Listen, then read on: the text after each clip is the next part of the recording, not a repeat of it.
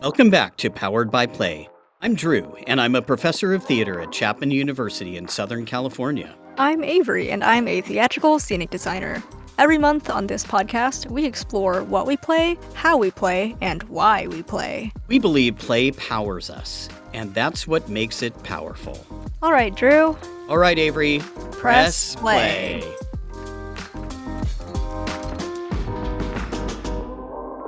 This time on Powered by Play, we are discussing playing heroes and villains. Heroes and villains are the cornerstone of epic storytelling and have been from the very beginning of when stories were told. And maybe they're around in real life as well. But Avery and I want to investigate what makes a hero, what makes a superhero, what makes a villain, and how do we play them and play with them to figure out how we should navigate our own heroism and villainy. I wanted to start with a quote from the Ramayana, which is the Hindu epic that explains what it means to be good, what it means to be heroic. It's a guide for ethical behavior or behavior that conforms to your given path, your dharma. And in this section, the sage is telling a tale about Rama. And so here is how the sage is described. He sang of Rama's princely birth, his kindness and heroic worth, his love for all, his patient youth, his gentleness and constant truth. And here, I think, is the very beginning of a conception of what makes a hero, what makes someone who is worthy of leadership or worthy of great deeds. So I just want to point out a few things here. Born a prince, so born into privilege, which was an aspect of several kind of early heroes, the nobleness and the assumption that nobility meant you were going to be worthy of leadership. Kindness, heroic worth, love, patience, gentleness, and constant truth. And even though Rama is going to be fighting in this story, it's sort of hinted at the warrior aspect, heroic worth, but there's nowhere in here, I think, and I think this is important, is there something about strength or mightiness in battle, or willingness to go after bad people, or anything like that. And I think that's kind of interesting in this very, very beginning of what we tell ourselves, what in those times in the subcontinent of India they were saying about who they valued. I think it's also interesting in England, kids usually call heroes and villains goodies or baddies. That's sort of their version of good guy or bad guy. And I think this kind of sets up how audiences today think of heroes and villains as well. Who do we want to be the one to get the good things in the story? Who's on our side? And how can we tell that they're on our side? And how do we play through what it means to be that hero facing down villains? And Avery, I think we learned this from a very, very early age. What about your childhood? Who were some favorite heroes or villains, or how did you, in the very beginning, understand what this was all about? I think my earliest exposure to heroism and such was definitely from cartoons and from TV shows and movies. And one of my favorites was Violet from The Incredibles, partly because maybe she just had long hair and had other siblings, and I related to having to deal with like my chaotic siblings and my parents who they didn't understand me. I was a teenager, and how Violet in this movie has control over being invisible made me kind of admire that and envy that, and also fantasize about that too, of being able to control how and when you're perceived. As a teenager, especially, is really cool to imagine. I also had a lot of just ensemble cartoon shows as my favorite, such as Teen Titans. My favorite character was Raven, and I liked how she was moody, dark, and not overly feminine, as sometimes other cartoons like to really draw out the feminine aspects of their female characters just to be like, oh, this is a girl, so that girls can relate to them. But because I wasn't really somebody who wanted to be feminine at all growing up, I really related to this kind of character, especially also with Toph from Avatar the Last Airbender, who's a very short, small, blind girl who actually becomes the strongest earthbender in the entire world. And Toph is also very much a tomboy and tough and doesn't really let her small size or her blindness get in the way of her being a complete badass. And also because I am currently 4'11 and I was always the shortest person in class, I also really admired that somebody of such a small height and also who was from an Asian inspired story could also be such a freaking badass. Another one of my favorites was Sailor Moon. My sister and I loved to just roleplay the characters from there. I loved Sailor Mercury, who has the blue short hair, because her qualities is that she's smart. She has really cool glasses that have like magical technical powers, and also just overall the color blue, which is my favorite color too, which is such a simple thing to relate to in a character, but it was true. And I also liked Sailor Jupiter because she was also a tomboy as well. You can kind of see a common theme going on, Drew. Yes, I see it. There was also Cyber Chase, which was very like techno cyber themed for kids, and these kids save the internet like world with their problem solving skills and their deduction, and they get to explore around the universe with different like themes like ancient Egypt or Greece or whatever. I also really liked these common themes in these shows of like adventuring around and exploring and just having really interesting days. I think as a privileged kid growing up in the suburbs of California, I had a pretty normal life, and being able to live out these adventures with these really cool characters who either had superpowers or just had really exceptional qualities about them made me feel kind of empowered, and I was able to see myself in them while not actually getting sucked into a computer and then recruited to save a motherboard from, hackers and stuff like that. Another favorite of more recent times has been She-Ra in the Princesses of Power animation.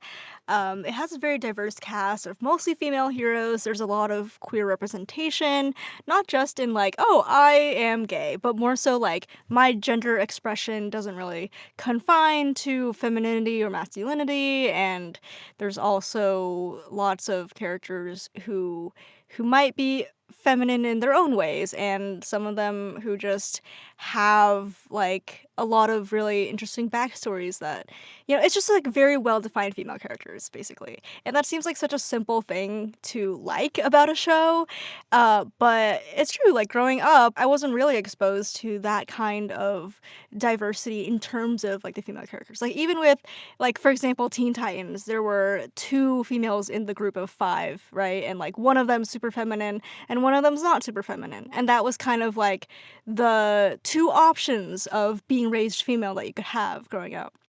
But instead, with a show with many more female characters and even male characters who break gender binaries, that is something that I wish that I had seen as a child, but am glad that exists now for people and children to experience now. But overall, I find a lot of themes of empathizing with certain characters. As you can also see, you can kind of tell if you didn't know anything about me and you just heard me explain to you my favorite childhood heroes in cartoons, you would understand more about me now as a result. And it makes a lot of sense that the media that we watch is tailored to what society thinks that we should be able to relate to. And for better or for worse, usually, fortunately, they allow us to relate to the good guys and the heroes who are doing good in the world. So, how much of this do you relate to, Drew? And what kinds of media did you have growing up? I relate to a lot of it. Absolutely, especially Yeah. Toph. Go Toph, Yeah. fan favorite. I loved Toph and Uncle Oh, Iroh yeah. are my two beloved characters from Avatar the Last Airbender. Something tells me we might hear a little bit later about another character from Avatar the Last Airbender, but yeah, totally get that. All right. When I was a kid, I was, yes, definitely cartoons, also literature, children's literature, and also Steven Spielberg movies and George Lucas movies were huge when I was a kid. So this is the time of the original Star Wars trilogy. This is the time of, oh gosh, E.T. and Goonies and all those sort of like kids on adventures, Stranger Things esque Spielberg movies or Spielberg inspired movies. But the one that I really related to was Professor Indiana Jones, Professor Henry Jones Jr., known as Indiana Jones.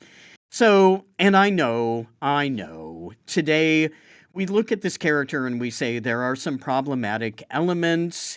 In the first movie, Raiders of the Lost Ark, it's sort of suggested that he may have had an inappropriate relationship with Marion Ravenwood when she was a little young to have that relationship. A lot of people see him as kind of a Tomb Raider or a white savior kind of figure. We're going to talk about white saviors a little later too. But here's how I saw him, and here's what I want to put forward for Dr. Jones here. The first thing is that he was smart. He was a professor. He studied. He studied ancient cultures and he knew about ancient cultures in a way that other characters did not. In fact, he was a university professor, a teacher, and I don't doubt that in some very small way, possibly larger way, what I do for a living right now has to do with thinking that being a professor was just this wonderful job. I don't know if I thought that every professor was going to be able to go on rip-roaring adventures and go travel all over the world, although because I teach theater from cultures around the world, I do travel around the world, and that's one of my favorite things about what I get to do. But Indiana Jones was smart, knowledgeable, capable, cognizant of culture. He understood and respected different cultures. And in fact, there are a lot of sections that his respect for a culture is what keeps him safe or what allows him to progress. So things like respecting that the small village in India where he is in Temple of Doom is giving him and his companions the food that they have for a long period of time, or his famous line, that belongs in a museum. Yes, okay, museums are a whole other thing, but he wants to make sure that artifacts are not in the hands of rich collectors or people who steal from cultures. He wants them to belong to everybody. All right, so yes, I am somehow being an apologist for Indiana Jones, but this is what I found so compelling about him as a kid. The other child character that well, Indiana Jones isn't a child. The child character that I really related to was Lucy Pevensey from the Chronicles of Narnia, and most famous for in The Lion, the Witch, and the Wardrobe being the first of the siblings to go through the wardrobe and discover Narnia and make friends with Mr. Tumnus the Fawn. Lucy was curious. Her curiosity was her strength. And she was kind and she was truthful. She was telling the truth about Narnia, and no matter who didn't believe her, she was going to tell the truth and say what she knew to be true. And she was always looking for the light, always looking for what is the right thing to do, how can I help? And That I thought was incredibly compelling, and I wanted to adventure through a fantastical land like Lucy. Also, okay, Avery, the Dungeons and Dragons alignment chart. Is this something that you were into when you were a kid? More so as a adult, yes. Okay, all right. So I found this fascinating when I was a kid. I got into D&D probably around age 7, and off and on I was into it all the way through to today. The alignment chart and trying to figure out what is the difference between someone who is lawful and someone who is good. And all these different permutations. So, for those of our listeners who are not aware, the Dungeons and Dragons alignment chart has 9 different alignments that are a combination of lawful, neutral, and chaotic. So that's kind of like, how do you relate to laws and the dictates of society? Good, neutral, and evil. And that is more about your moral center. Are you in general altruistic? Do you want to help people? Or in general, are you more self focused? Are you more about, I'm going to see who I can bring down on my climb to the top? And so, with all of those different combinations, the alignment that is formed on that sort of matrix helps you play your character and also gives the dungeon master an idea of how their non player characters, including their villains, are going to kind of interact with the world. I thought that was fascinating as a kid. And I sometimes would look at heroes and villains in literature and say, "Oh, I wonder if are they chaotic evil or are they lawful evil? And what does that say about them?" So those were sort of my loves in childhood, and yes, I did walk around imagining that I was Indiana Jones. Okay, listeners, I am admitting this to you in front of everybody. I did attempt to use my belt as a whip, and I believe that I hurt myself while doing so, but I absolutely 100% wanted a bullwhip that would behave like Indiana Jones' bullwhip behaved, and it did not quite. I was not able to wrap it around things and swing from them, but it was a lot of fun to kind of carry by my side.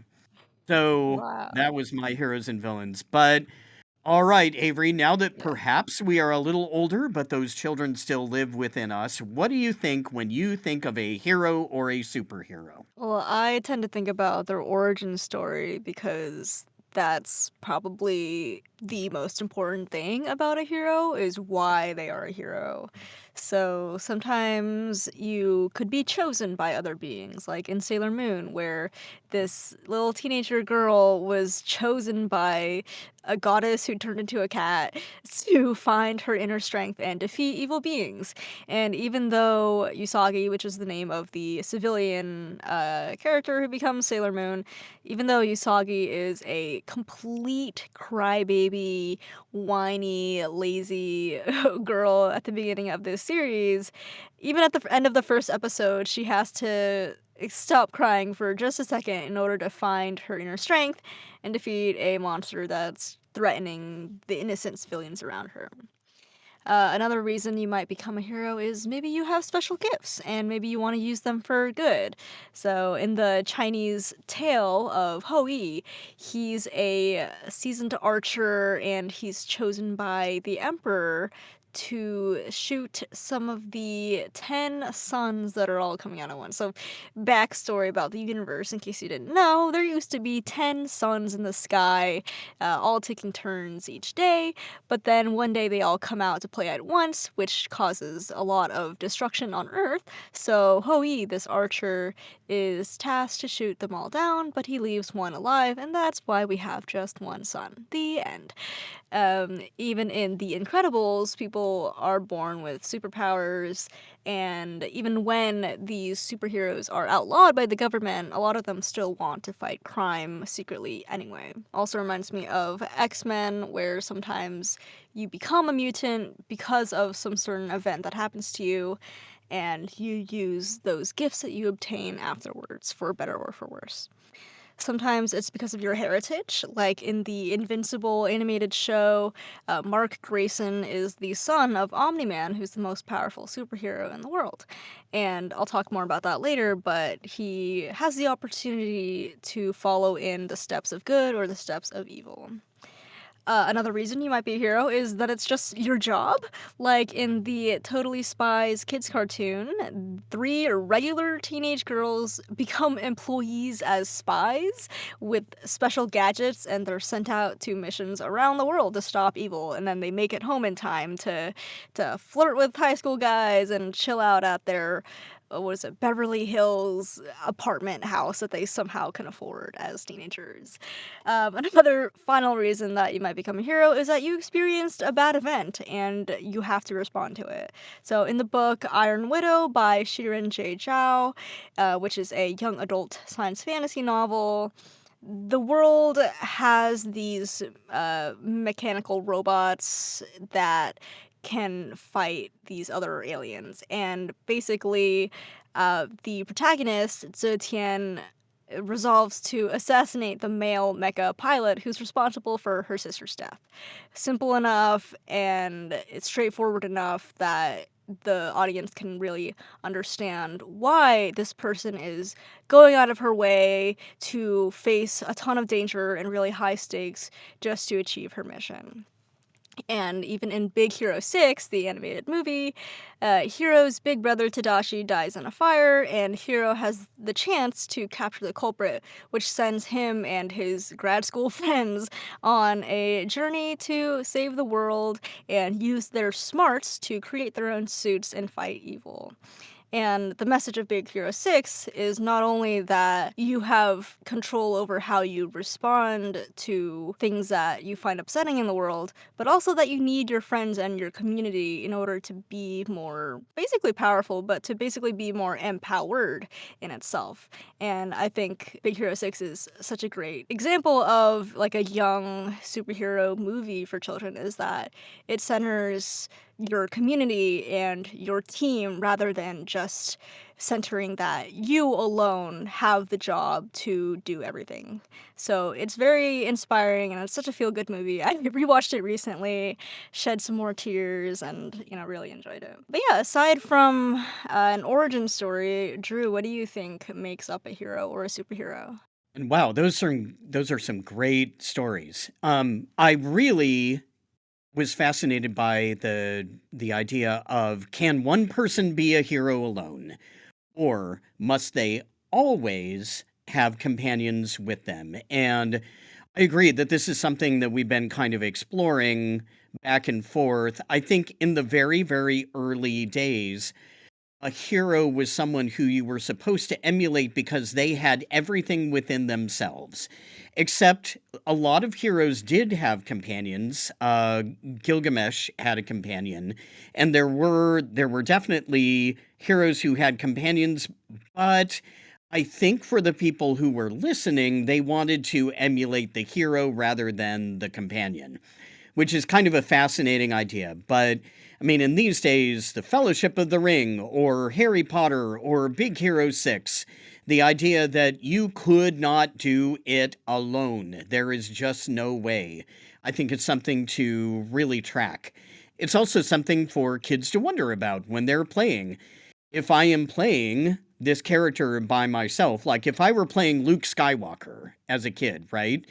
Would I want to be Luke Skywalker on his own taking his X-Wing to other planets, or would I want Luke standing beside Leia and Han and Chewbacca and maybe Obi-Wan, and would I want them all assembled in the Millennium Falcon flying from planet to planet?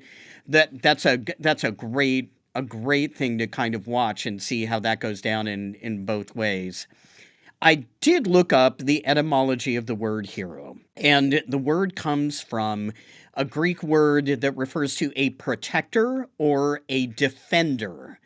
And the idea with this Greek term was that it was a role that someone played, and it was supposed to be played by the best suited person. So the probably the best example is Hercules or Heracles later, right? The only person who could have done this, or Jason, the only person who could have led the Argonauts. And this reminded me of Spider Man Into the Spider Verse. Anyone could wear the mask. You could wear the mask, Miles Morales says in the very end of the first movie. And that's sort of fascinating. Who is best suited? I looked at a bunch of tales from the Middle East, and when I was a kid, here's another whole selection of tales that I loved. I had this beautifully illustrated Arabian Tales of the Arabian Nights book, and I loved that book. I loved in particular the tale of Ali Baba and his servant Morgana and all of her wit and ingenuity, and she kind of does the killing for Alibaba, which I thought was fascinating. But the idea that we have heroes like Sinbad and Aladdin and a whole other assortment of folks, and these guys who were not all in the original sort of tales that were collected, but were added later in different versions of the Thousand and One Nights Tales of the Arabian Nights collections. They were all kind of ruffians. I mean, they were just kind of regular people a lot of the time. They might be thieves, or they might just kind of be out for glory or whatever it was, and they succeed, and they wildly succeed. They marry into royalty, or they find caves of wonder, they get wishes, they get all these things because they, in their scrappiness, they have something that allows them to see better than the people who already typically have wealth and privilege. And this is interesting because if we look at who the actual hero is in all these stories, if we look at the frame story, it's Scheherazade. And Scheherazade is the woman who is telling the stories and then leaving off at an exciting part every night so that she will not be put to death by the misogynistic Shahryar. And she, because of her wit and her ingenuity and her care for her sister and the other women who live in the kingdom, is going to tell stories, not stab the Shah, not raise an army, nothing like not poison anybody, but tell stories. And because she tells the stories and she tells them beautifully, and she wins the trust of Shahryar, she saves all of the women in her kingdom, and she turns around the misogynistic nature of her husband. And so, who is the real hero? I think at the end of the day, the hero is the one who is telling the stories, which I always thought was pretty fascinating. So, from hero to villain, Avery, what do you think? Who are those baddies that we love to hate? The first one that comes to mind is Team Rocket from Pokemon. Okay, so when I think of villains, I feel like it's defined by the character's pattern of actions. Usually it involves cruelty, harmful selfishness, greed, a lack of remorse, and just systematically inflicting pain upon other people. So Team Rocket from the cartoon and video games Pokemon, they're notoriously, well, they're comedic villains, and so they end up being not much more than a nuisance or a subplot or fun ways for my siblings and I to replay the funniest moments from their schemes later on, and just have that be the end of the day. Like every episode in Pokemon, Team Rocket comes in to try to steal Pikachu or try to steal a different rare Pokemon, and then they get blasted away forever. And then they come back the next episode and you're like, "Ah, look, it's them again." But you're not really surprised or anything. And so I think they're a great example of that kind of comedic, repeatable villain. Whereas when you encounter Giovanni, who is actually the head of Team Rocket and who Jesse and James are actually who they report to, now that's a much more sinister character. I think the first time that you are introduced to Giovanni's character in Pokemon, he's like cloaked in shadow. His eyes are like triangles, or like you don't even see his eyes at first. And then like slowly the cartoon reveals him to you. But his goal is to capture all the rarest Pokemon, and he's like a truly dangerous villain in the show because he's the one pulling all the strings. He's the one, causing and controlling his underlings to do his bidding for him. And that was probably one of my favorite, layers of villainy growing up because without even realizing it, I was learning about what it means to be a true villain because I didn't really feel threatened by Team Rocket. I knew that they were the villains, but I didn't really feel afraid of them. But when you went up a couple layers of authority, that's when the cartoon was like, all right, take them seriously. These are who you should actually be afraid of. A game that can always also remind me of Pokemon is Undertale, which I have talked about a couple times. It's a little RPG computer game or video game that you, as the character of a human who falls into the underground, which is a world of monsters, you are basically trying to escape and you encounter all these monsters, and you can either kill them, leave them all alive, or do a mix of killing some and then leaving others alive. But this game really challenges the player's assumption of what their role as a protagonist is in a video game. So, do all these monsters have to die just because they encounter you and they're monsters? Is that their only reason that you need to kill them? What if these monsters are actually quirky and innocent? And what if they actually have personalities, likes, and lives, and jobs, and families of their own? Because the first time that you actually kill anything in Undertale, the game makes you realize that you killed a innocent being and it makes you feel instant regret for it. I know so many people who killed the first monster and then they immediately restarted the game because they felt so much remorse over doing so. And so this goes back again to the pattern of actions of killing innocent beings. Do you continue to kill innocent beings throughout this game, even after the game itself portrays this as wrong and harmful and sinister? And you can, and then you can see how it plays out. You can become the villain of this game, and you can see how the other monsters react to you and slowly start to become more and more afraid of you, and could even discourage you from, continuing to pursue all of this patterns of killing monsters. Another way to be a villain is to be a chaotic goose, like in Untitled Goose Game, which is another video game. You are basically just a goose, and you cause mischief and chaos, but there's no killing in this game. Your only goal is just to make the humans around you have a bad day. And I think that is such a lovely way to play out your villainy if that's the kind for you. And it's a simple comedic way also to portray villainy because it's also playing with perspective. Usually, usually we default to relating to human characters, but because we get to play out a fantasy of being an evil goose, we get to kind of let out that part of ourselves that relates to causing chaos and that relates to, wanting to just be chaotic and not necessarily be lawful in the way that we have to be lawful outside in society all the time. And another thing that I have encountered recently is with reality TV, such as dating shows or survival shows, which are basically glorified social experiments. Basically, a lot of these shows, and what a lot of reality TV shows have in common, is that certain characters become the villain. They're portrayed less sympathetically, and they're part of this system of the audience rooting for different characters on the TV show. And whereas the true villain, if the participants of this show actually like looked up around them, the true villain is actually the producers who are pitting the characters against each other, who are encouraging certain things, who are even scripting certain moments to make these quote unquote real people become quote unquote villains or quote unquote heroes.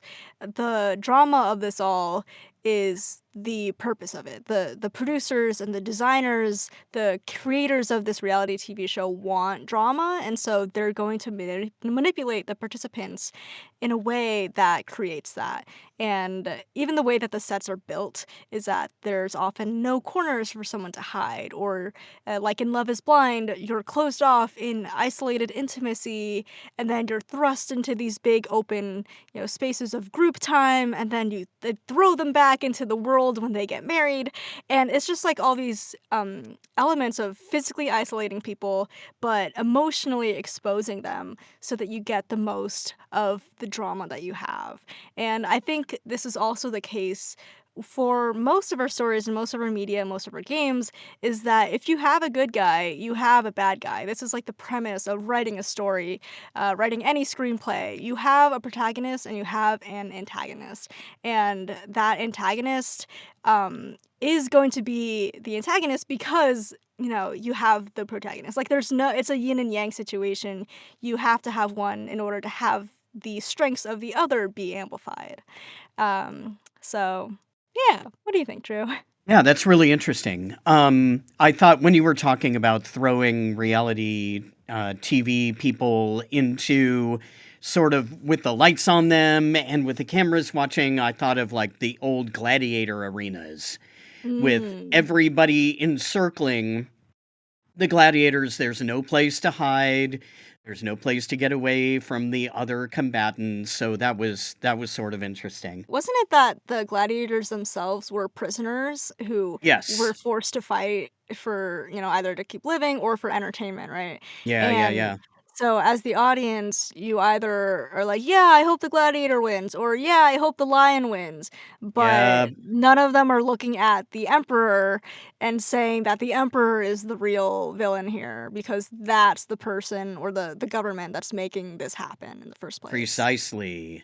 Yeah, no, it was for the entertainment of the people who were assembled, and there was an assumption that this is what would entertain them. I just think of Russell Crowe as Maximus going, "Are you not entertained?" and shaking his fist at the assembled people. Yeah. I also thought when you were chatting about kind of who is the antagonist, I think that there are some interesting examples of when we as the audience realize that it's kind of us. We are the antagonist. For example, I recently saw a reading of a play by a buddy of mine, Jose Casas. Shout out to Jose. Hey, hope you're listening. And Jose's play was a play about kids who are on Skid Row in LA, and they are waiting for a bed to be made available at the shelter across the street. And it's called Waiting because it's sort of reflective of Waiting for Godot. The two kids are talking to each other and just saying, "Hey, is somebody going to come and help us out? And why are these cars driving by us? Why does everybody just drive by? Do they not see us? Do they not realize that we need help?" And I think slowly we realize as the audience that we are the people in the cars who drive by the kids sitting on Skid Row.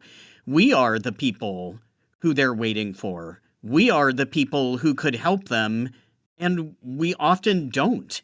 And we are, in many ways, the antagonists. We are antagonizing what they are trying to achieve. They are trying to achieve safety and security and the basic things that a lot of us take for granted: a roof over our heads, enough to eat, the ability to go and see a doctor if we need one, and these kids, and just basic safety. And these kids don't have that. And so, in some ways, we are the reason that they don't have it because we are not willing to give them what they would need. I also looked up the etymology again for the word villain, and it comes from a Latin word that basically means someone who is bound to an estate, someone who worked the land. And the reason that that was associated with evil or badness was that those people in society were not knightly. They were not virtuous. There was no virtue expected of them. And this also has connections to the word vile. And in the Middle Ages, vile meant wicked or worthless. So you put all this stuff together kind of in a blender and you get villain. Some villains, some memorable villains that I picked out from the Western canon are characters like Hannibal Lecter, Darth Vader, the Joker, and oh my goodness, the Joker is a villain of many layers. Nurse Ratched in All Flew Over, or One Flew Over the Cuckoo's Nest. Dracula, Richard III in Shakespeare, and I'll have a little more to say about him later on. And then there are some villains that have become uh, characters to be understood and sort of characters that they have they have been reversed. We are trying to understand them as the heroes of their own story because I know there's a typical sort of saying that nobody is a villain, they're all heroes of their own story, right? So the villain thinks that they are doing the right thing. And of course, right now, Avery, we are in the throes of Wicked Mania. And so Wicked, trying to understand Elphaba, who was, and I just learned this. I was this year old when I learned that Gregory Maguire, who wrote the original book, actually created her name out of L. Frank Baum's name, the author Oh, of the I wow. know. And so the author of the original Wizard of Oz, he created Elphaba out of his name. So trying to understand why Elphaba eventually became the character of the Wicked Witch of the West, and that's what the book is all about, the musical, etc. Cruella, trying to understand the shift in Cruella de Vil and how she became who she was. And this was one that I was kind of like, really, Disney? You're going to try and make me understand a woman who wants puppy skins for a coat? But doggone it. Hey, no pun intended. Doggone it. They made me understand what was behind Cruella's actions. Of course, Anakin, how Anakin Skywalker becomes Darth Vader. So there's this interesting question of, do we need to understand? Do we need the stories? Is trying to understand the backstory of a villain and how they became a villain worthwhile? All those questions. Sometimes it's clear that a villain is a villain, and sometimes it's kind of a gray area, like in Killing Eve. Is Villanelle a villain? Is Eve a villain when you talked about the first kill? When Eve makes that first kill in Killing Eve, do you suddenly see her as a villain? Or do you still see it's this sort of, talk about yin and yang. That whole series is really fascinating in how it sort of who is a villain and who is a hero in a moment. And then sometimes villains seem to be used as boogeymen to teach children what not to do or not to be. Mexico, of course, has a couple of examples. The villains La Llorona and El Cucuy. Don't stay out late, kids. Don't do things other than what your parent says, or you could be snatched. And then sometimes there are villains who are hiding in plain sight. This is the case in Agatha Christie's And Then There Were Known. And sorry, folks, if you haven't seen season 1 of Squid Game, this is the case in season 1 of Squid Game. The villain is there and is pulling the strings from the call is coming from inside the house sort of thing. I have heard, and I'll toss this to you, Avery. What do you think? Do you like watching a hero or a villain more? Do you like playing a hero or a villain more?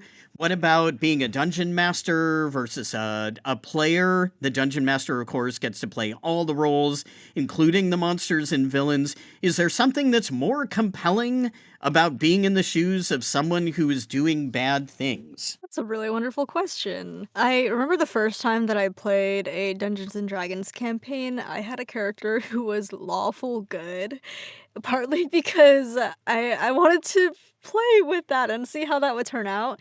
All the other players though had chaotic like chaotic good or chaotic evil or chaotic neutral. And so I think I was the only lawful character and then the only lawful and good character. And I had trouble justifying why they would fight anything or steal anything or get any loot at all. And I I'm sure I'm sure there are people out there who have played lawful good characters and made it really interesting, but it was also my first campaign, so I was also learning how it worked, and I think as I've played more games that allow me to make choices, such as, Skyrim, Disco Elysium, I recently started playing Baldur's Gate, and I've also played Divinity: Original Sin 2, like, there are a lot of these games that allow you to side with good or evil, and do it in chaotic or lawful or good or neutral ways, and nowadays, I really resonate with, um, the side of villains a little bit more, especially as an adult, especially as somebody who's going through grad school, has lived on their own for a while, has come face to face with how this country doesn't really give us free health insurance, that makes us work ourselves to the bone, that makes us sacrifice ourselves and our passions for the cause of capitalism and for survival. And I think that is if I'm pretty confident that that's a huge reason as to why a lot of adults also resonate with villains too, is that we are the ones who've come face to face with what the reality of this world is like. And the villains in these stories get to counter that. They are the ones who are taking action, who are uh dressing as boldly as they want, such as Cruella does, and they're the ones who take no stuff from others. They're the ones who are in control of their fates, and I think that's what draws me a lot to them. That's really interesting. Yeah, yeah, Yeah. I think that that freedom and that colorfulness, I'm thinking of the Joker here, right? And yeah. there are, oh my gosh, after Heath Ledger played the Joker, I cannot even count the number of people who dressed up as that version of the Joker, who tried to do the Heath Ledger voice. Okay, yes, I too am guilty. Okay, I'll do it. Fine.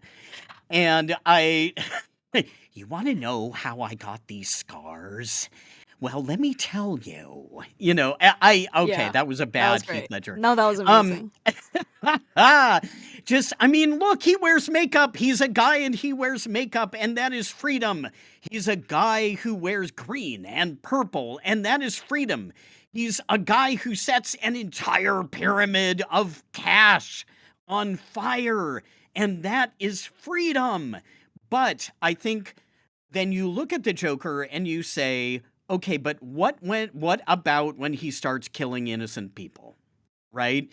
And I think perhaps when we play villain, we play this far and no farther, right? It helps us understand where is the line between sort of we talked about this when we talked about the carnivalesque and rebellion and being naughty.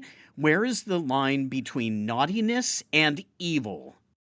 And I think that sort of looking at a villain and saying how far into that villain's sense of the world do you go? Maybe that's what is interesting. Yep, absolutely. And not to get too political here, but here we are in January of 2025, and the election that was held in November.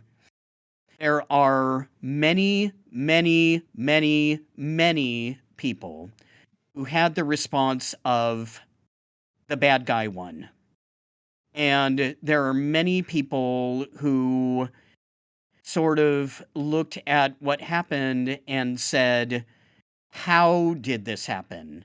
How did someone who many people like think that President elect Trump is an evil person. I mean, and will call out aspects of his behavior and aspects of the things that he says and say, look, this is clearly evil. The man is a villain. And honestly, with a lot of things that they are calling out, I don't disagree. If you look at what makes a villain, what makes somebody who is a bad guy, and who is the person maybe that kids are supposed to look up to, the President of the United States. We have also just lost former President Jimmy Carter. And so a lot of the language around kind of the mourning of President Carter was he was a good man. He may not have been the best president, but he was a good man. And trying to figure out what is part of the role of the president. Does the President of the United States have to be a hero? Can the President of the United States be someone who people see as a villain? And if so, how? What is the role of the president? What are they supposed to do for us? But that is a conversation that I have been seeing a lot, especially as we move forward toward the inauguration. Maybe Trump will have a redemption arc, since that's our next topic Hey, of nice, discussion. nice segue, Avery. Okay, all One right. can only Redemption hope. arcs. Yeah, maybe Yes, one Trump can will only hope. look at, I don't know, Zuko and Avatar the Last Airbender, and maybe Trump will be like, "Ah, yes, no, let's I realize the stuff that of which I've done, of which certain items I regret, and now I will choose to live my life a different way, and my actions will prove that." But I don't know. That's a really wonderful commentary, Drew, that I wholeheartedly agree with. But yeah, while we're discussing heroes and villains, there's always a question of transforming into a hero, transforming into a villain. There's anti-heroes. Are there anti-villains? Actually, yeah, I think anti-villains, even though that's not really a commonly said word, I Yeah, think no. characters, when we do learn of their backstories and such, the more that we understand their backstories, and how sometimes they're quote unquote forced into their villainous actions, that creates a different narrative around them. But Hmm. Maybe so Professor Snape? yeah, Would how would he would he fit the bill, do you think? yeah, of being an anti-villain, and then Yeah. he sort of somewhat has a redemption arc in the end too. Um, but yeah, one of the most notorious redemption arcs for a villain is Zuko in Avatar, where his father, the Fire Lord, sent him on a hopeless chase. Well, after causing him physical abuse and public humiliation, sent Zuko on a hopeless chase to capture the Avatar, causing Zuko to basically see the Avatar, Aang, a 112-year-old little kid, as the only way to reclaim his honor, and, harming tons of people in the meantime. But Zuko himself matures when he realizes that his father was actually the true enemy the whole time, that his father was the one that had no right to basically abuse him, to basically abuse, tons of countries of people and cause complete global stress and danger and commit genocide. And and so the journey that Zuko goes on is also similar to the journey that Catra goes on in the 2018 cartoon She-Ra, where Adora and Catra are the main childhood friends who are both raised by a guardian called Shadow Weaver. And Shadow Weaver shows absolute favoritism to Adora, but publicly humiliates Catra at the same exact time in front of Adora, and just causes these two best friends to go down really different paths, where Adora becomes like the protagonist, the hero, the glowing sword bearer, and Catra becomes the leader of an army and destroys people and kingdoms, and until she realizes that it's destroying Catra herself. And it's ultimately the friendship of these two that kind of brings them back together and draws Catra back into the world of good, the world of healing, and the world of protecting the world. And it takes so much pain and strife to kind of come to this redemption conclusion. A third example would also be Jinx from the series Arcane, where Jinx is abandoned by her older sister Vi, basically, and then adopted by Silco, who is the villain character of the show in season one. And kind of there's also this the question of what's that physical philosophical question of, are we inherently good or evil? I think sometimes shows take this as they start us out as an innocent character, an innocent person, such as Jinx in Arcane at the beginning, and then these traumatic things happen. So she's abandoned, and then she's adopted by a villain, and so this is part kind of an argument of like, well, your external circumstances can like affect who you become. And then it's not until season two, spoilers warning, that Vi and Jinx do team up again to save their dad, and ultimately Jinx supports the good guys again and becomes a hero again.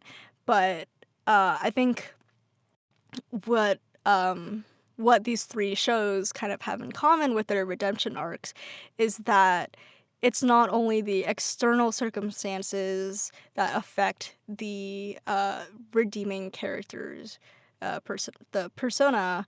It's also their internal. It's a combination of their external circumstances that teach them that what they're doing is wrong, but it's also a combination of internally there is something inherently in them that realizes that what they're doing is wrong.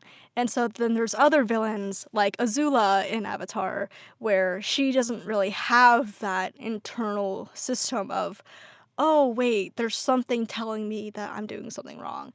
That's why Azula is a much less quote unquote redeemable character, is because she does not develop any remorse for her harmful actions. She does not develop any restraint for causing damage and pain to other people. And so I think through these stories, and it's such an interesting element of like play. We're just playing through stories, right? But we're also teaching people of all ages of what it means to combine your external and internal circumstances to be a good person. Yeah, absolutely. And I think a good question to ask is, without Uncle Iroh, would Zuko have had the redemption arc? Absolutely. Because Uncle Iroh, as you say, Zuko has to change, his heart has to change, right? Before his actions can change and his frame for himself. And his catalyst for his heart changing is his uncle constantly asking him, "Who are you, Prince Zuko? Who do you want to be?" Right? And Yeah. I think that's fascinating. Well, there's another villain who turns into a hero, sort of one of our archetypal ones, and that is Ebenezer Scrooge in A Christmas Carol. And so, or rather than an Uncle Iroh, he has four spirits. Some people, have you seen this thing about only three ghosts visit Scrooge? No, four ghosts, four spirits visit Scrooge. Marley, the ghost of Christmas past, the ghost of Christmas present, and the ghost of Christmas yet to come. And they challenge him. They challenge him because in the beginning he's rich. I mean, he has a successful business going, and he also is on his own and does not really feel like he wants anyone else in his life. He sees his employee Bob Cratchit, and he sees his nephew Fred, and they just kind of are not of interest to him. His main goal is to make money and be by himself. And he also looks at people who are asking him for money and asking him to be a hero because he has money, and they're asking him to donate. Can you help the people who are without this Christmas? And Scrooge looks at him and he says, "Are there no prisons? Are there no workhouses?" I mean, he basically says, "Why should I spend money on these people who are not worth it?" And Avery, I'm telling you, I see Ebenezer Scrooge in some conservative talking points every single year. Like, why are they incapable of doing something for themselves? And that's a whole other story. But through his experiences and through looking at the very human nature of life, looking at the his girlfriend who he was not able to keep because he was too focused on his own acquisition of wealth, looking at his employee Bob and Tiny Tim Cratchit, who may not live without intervention, and then looking at no one coming to a funeral for him and people picking over his possessions after he dies, he understands that humanity is more important than wealth. And humanity means, I'm gonna quote Spider-Man here, with great power comes great responsibility. And Scrooge realizes that he has a responsibility to those around them simply because they are human beings. And he says that from now on, he will keep Christmas in his heart. He will live in the past, the present, and the future. And I think that we have seen this story so many times in so many forms that I think sometimes we tend to forget what an amazing story it really is and what Charles Dickens was saying to the people who had money in Victorian England. Because Dickens was born into not great circumstances, and he did work in workhouses when he was a kid. And he was basically looking around at the people who were by his side when he was younger and saying, these people are being left out of society for no other reason than the people who have wealth are not doing things to help. And that story just kind of like lives on and lives on and lives on. But there's also, when does a hero become a villain? My example this is sort of the opposite of a redemption arc, and the character that I picked out is Syndrome from The Incredibles, the first movie, right? He wants nothing other than to be a hero. He wants nothing other than to be a sidekick to Mr. Incredible. And Mr. Incredible says, "Kid, I don't have time for you." And Syndrome, because of this, decides he's going to be a villain instead. And everything is going to be about him taking aim at and taking out all of the supers. And then at the very end, after he's eliminated all of them, selling all of his stuff so that anyone can be super. And his final thing in his monologue is, when everyone is super, no one will be super. And that's sort of his plan. So it's interesting that we can see kind of going one direction, the Zuko direction, or the Scrooge direction, and one trajectory going the other way.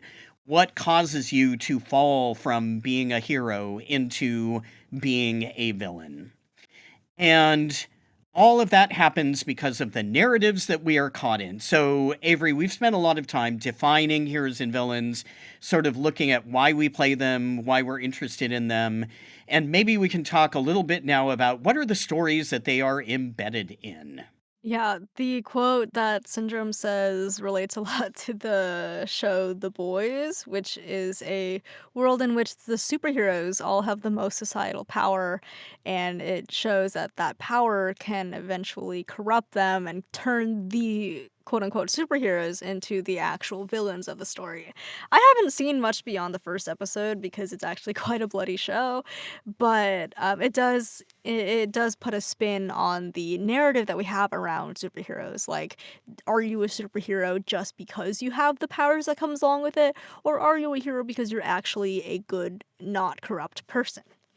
The show Invincible, which is animated, I mentioned earlier, features Omni-Man, who's the planet's most powerful superhero, who's from another planet. He has an origin story that seems similar to that of Superman, but it's actually, spoiler alert, it's actually revealed that Omni-Man is secretly on Earth so that his alien race can conquer the Earth, usually destroying every single weak being on it. Like his species' motto or whatever is that all the weak must be destroyed, only the strongest survive.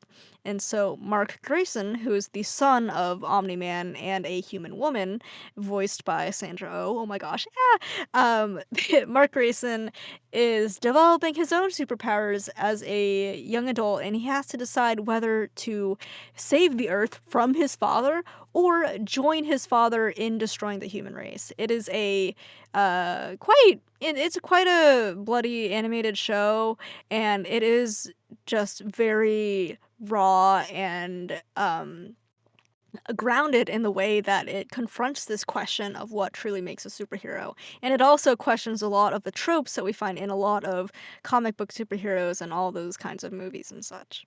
The show Interior Chinatown, I've watched recently on Hulu. It's based off of a book by Charles Yu, and Charles Yu also created the show too. Features Willis Wu, who is a background character stuck in a police procedural called Black and White. One day, he accidentally witnesses a crime, and then he investigates and starts to uncover family secrets in a Chinatown criminal underground while learning how it feels to be in the spotlight. So the question is, what is it like to be a generic Asian background character? And then what is it like once you're thrust into an actual spotlight role afterwards? And the rules of this world in the show are so interesting. Like Willis, he's literally locked out of certain doors or paths. Like he cannot open the front door of the police precinct because he's just a background character. But once he dresses up and fulfills the expectations of the world, where he's either a Chinese food delivery boy or a quote unquote tech guy, once he just puts on some glasses, or he's a translator, he has to disrupt this world enough that he becomes a main character detective and that the other main characters actually see him. Like the main police detectives, Green and Turner, they don't see him at all until he disrupts the world enough. And the world revolves around these two main detectives, but literally the lighting changes. It's so beautiful. Like these two characters walk in pompously, the lights change to like a purple blue, and then the show like revolves around them like it's a typical, CSI whatever, and then they walk out of the scene, those lights change back to their like dull yellow, and then you get to see what Willis is up to again. But like there's so many scenes where where Willis, this Asian male character, he's like waving his hands in front of the main detectives. He's like in the background like trying to get into the scene, and like the camera just doesn't center around him, and he's just completely invisible. And it's such an amazing example that I related to so much as an Asian person of like what does Hollywood see in us as human beings, basically. Like, what is the expendability of certain characters based on your race? And like, what agency do you really have in a world that doesn't really even want to look at you? And it can explain a lot as to like I can understand why if Willis were to become a villain, I could totally understand why. And if he were to try to become a hero, I can also understand why too. Like I think the origin story of being in this type of world itself is enough for me to relate to like wanting to take action and wanting to take charge because I related so much to like just not being seen as a person. Like how I related to Violet from The Incredibles is like I relate so much to the nature of being invisible, and I feel so empowered when I see these characters taking action and not becoming invisible anymore, or using this invisibility to gain some power and gain some agency in this world. I love Interior Chinatown. Oh my gosh, Jimmy O Yang. I That guy is so funny. And I just had this kind of minor epiphany, which was I was talking about Indiana Jones before. So in the second movie of the original trilogy, he has Short Round, portrayed by Ke Huy Quan, right? And as a kid. And so you look at this kid playing, and Quan was also in the Goonies. You look at this kid playing sort of a sidekick character or a character who's outside the spotlight or the limelight. Then years later, we get Everything Everywhere All at Once.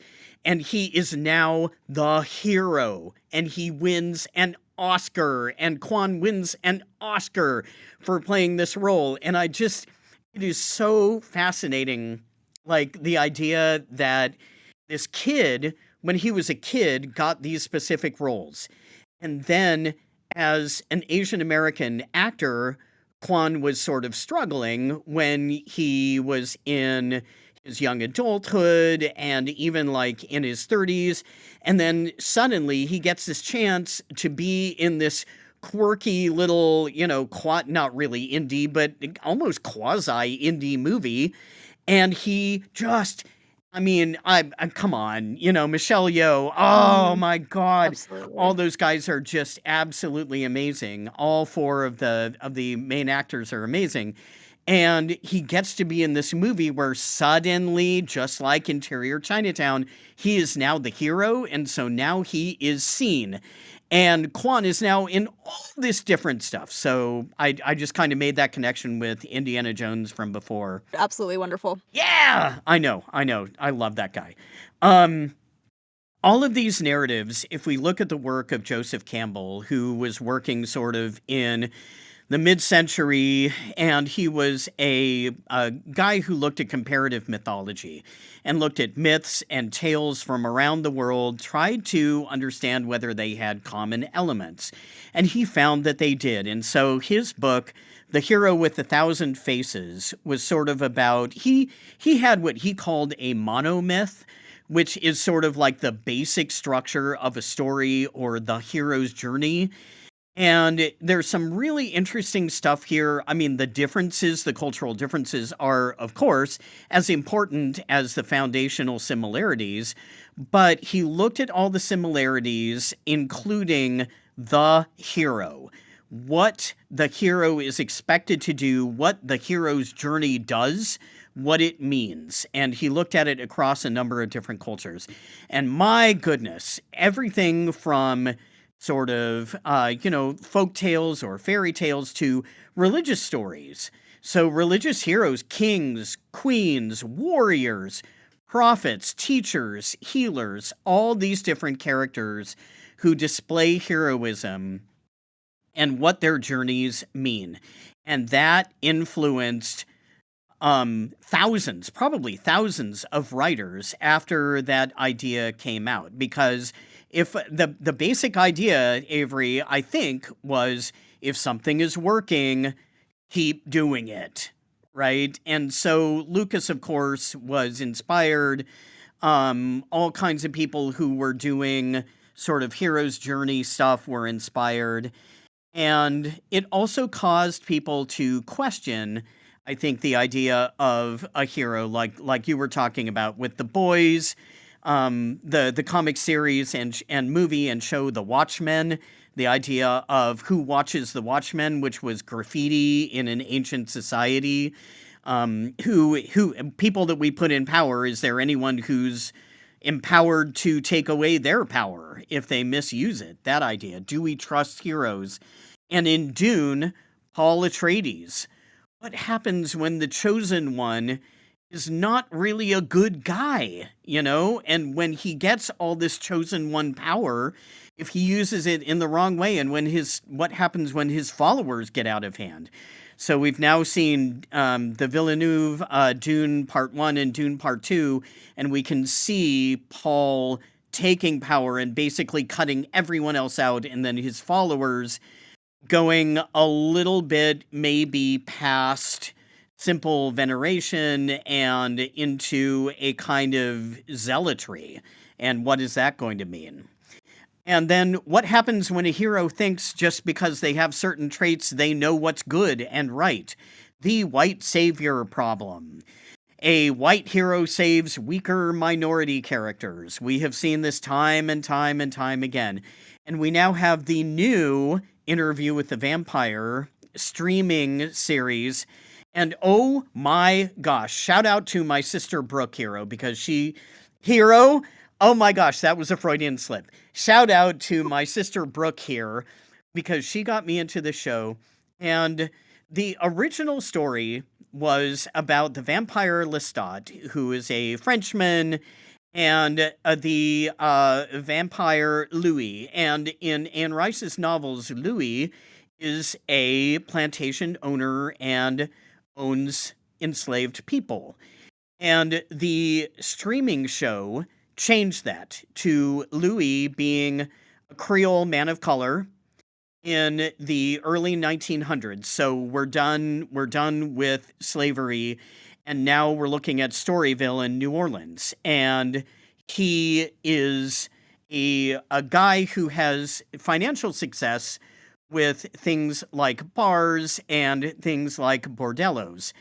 And Lestat comes in and loves Louis and essentially says, Louis, I am going to turn you into a vampire because I love you. I want you to be immortal. And I want you to have powers that you, as a man of color, do not have in this world of New Orleans in the 10s and 20s, 1910s, 1920s. And the idea of helping him by turning him ends up affecting Louis's life in ways that are horrible. And so it totally turns the white savior trope on its head. And it's more interesting and layered, I think, because of that. And so that's kind of looking at how stories affect heroes and how heroes are in their stories, whether it's a monomyth or whether it's interior Chinatown. But Avery also looking at how villains are affected by their stories. So we'll go back to Wicked for a second. What does it mean when you suddenly are thrust into the role of being a villain? When simply because of your circumstances and because you are living out your version of heroism, you become the villain. And no one mourns the wicked, right? Is what the villagers sing. Mary Shelley's Frankenstein. What happens when you are created not as a monster, but as a companion, and then you become monstrous? We talked about this in the monster episode. But what happens simply because you are created, you are cast as the villain.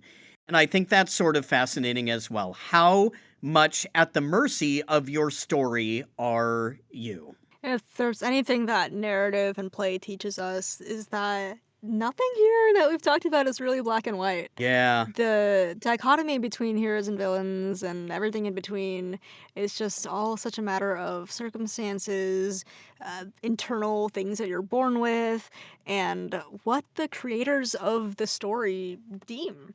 And one thing that I hope that our listeners take away and that anybody who grows up with these stories takes away is that there's always a side of the story that you're not seeing and that you're not focused on right now. yeah, With the situation of heroes in real life, I mean, we are taught that, heroes are good, great people. They always do good, and that's like a one-dimensional view of them. But as we've discussed with like society and the government and the way our country is structured and how authority comes to even be, as a child, I was always taught to respect people in positions of authority automatically. Like, don't question them. Like, they are there for a reason. They probably got a degree, they got their badge, they got their certification, their training. They're a good person if they're a person in authority. And that was just a very simple way of just being kind of taught to go along with things as a kid. But as an adult and learning more about how the world works, I mean, I used to wanna be a spy as a kid, like, I was like, "Oh, I wanna join the CIA later and, like, do cool things and do what they do in the cartoons and stuff," but now I I don't even wanna consider being involved in any of the shady stuff that our government does on a daily basis.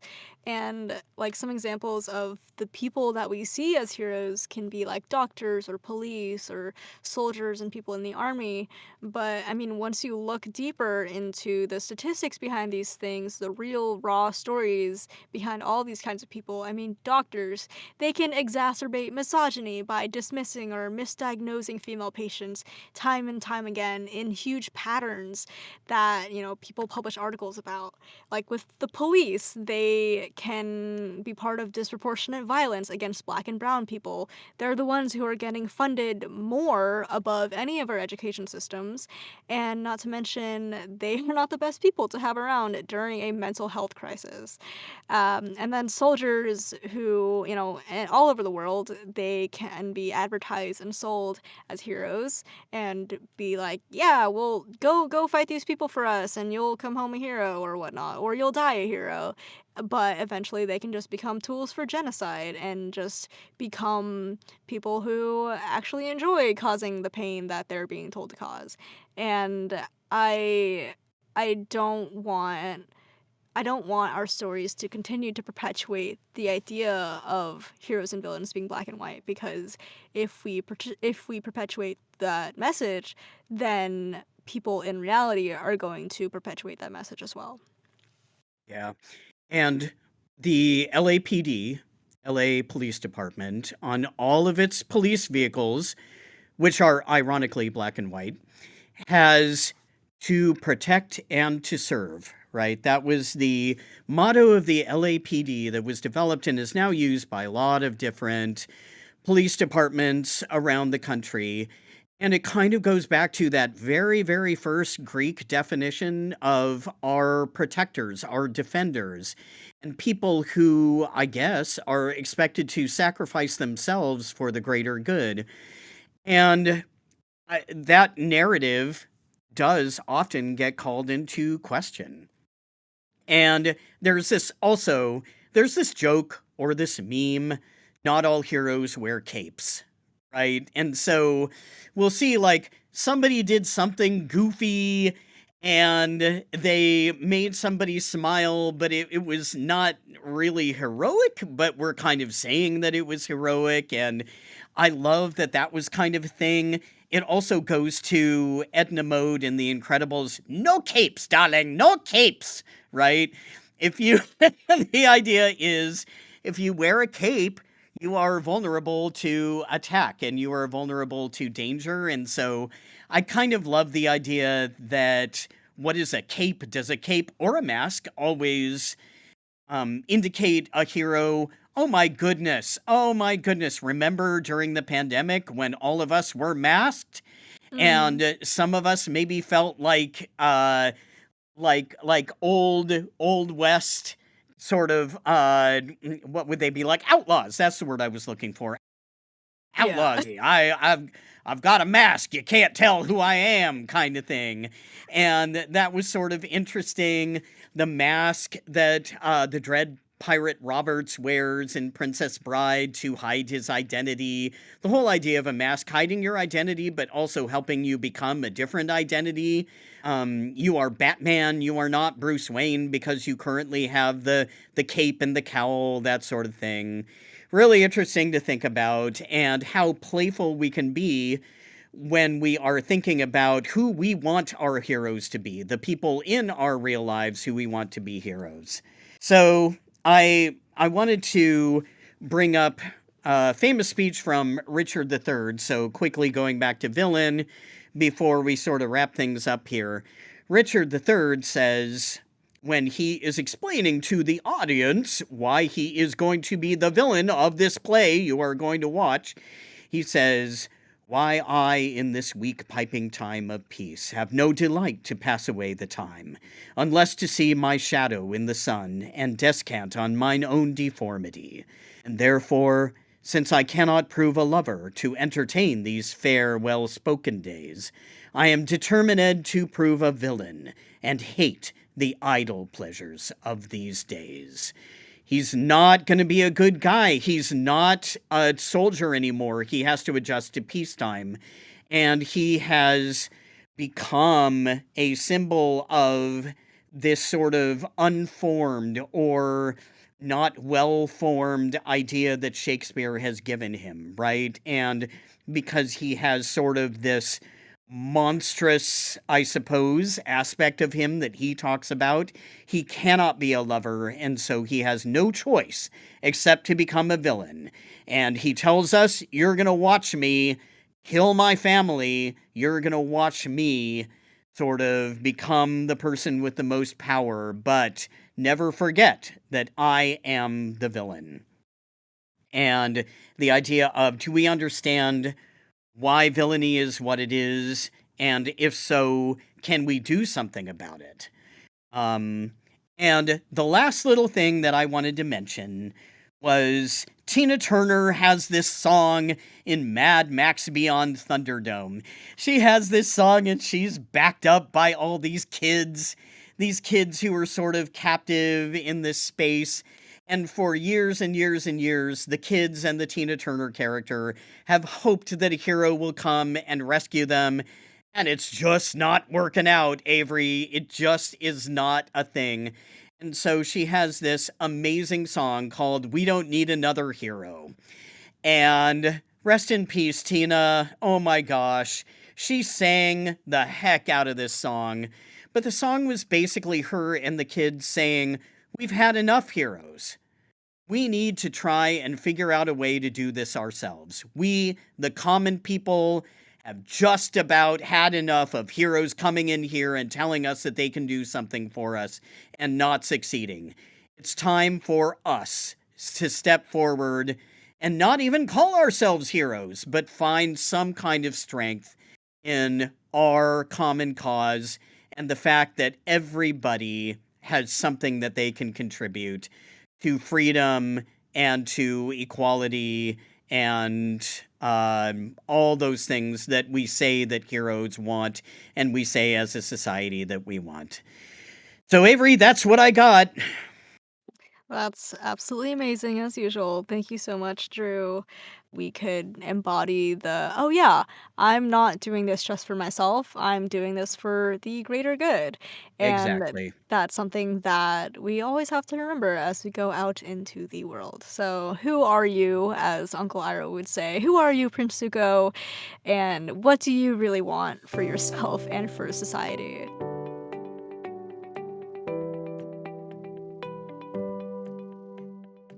This has been Powered by Play with Avery and Drew. If you've been enjoying this podcast, you can support us online at Ko-fi. That is ko-fi.com/poweredbyplay. Thank you so much for listening, and we'll catch you next time.